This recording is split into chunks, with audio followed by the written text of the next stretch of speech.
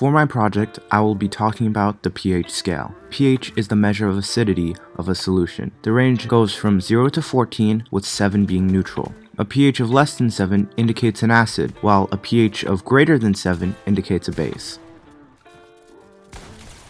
pH is recorded in logarithmic units. Each number represents a 10-fold change in the acidity of a solution. So basically, a pH of 6 is 10 times more acidic than 7, and a pH of 7 is 10 times more basic than 6.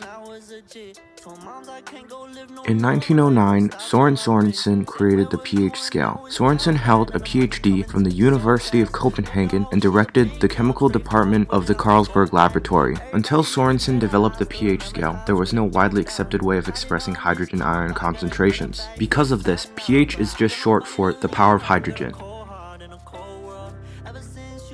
Sorensen found that enzymes that hasten biochemical reactions work well in certain pH environments and poorly in others. Aberrant pH levels of bodily fluids can signify health problems. For example, human blood normally tests within a narrow range of 7.35 to 7.45 pH, near the scale's neutral midpoint of 7. Higher or lower blood pH values can help diagnose metabolic and respiratory problems. I'm not going to list all the effects of acidosis and alkalosis, but because of the seriousness of these health threats, pH measurement has become routine in blood analysis.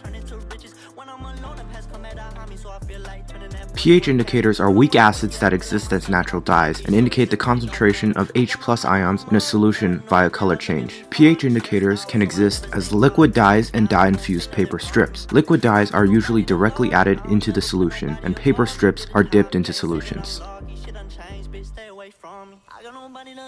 Fundamentally, a pH meter consists of a voltmeter attached to a pH-responsive electrode and a reference electrode. The pH-responsive electrode is usually glass, and the reference is usually a silver or silver chloride electrode. When the two electrodes are immersed in a solution, they act as a battery. The glass electrode develops a charge that is directly related to the hydrogen ion activity in the solution, and the voltmeter measures the potential difference between the glass and the reference electrodes.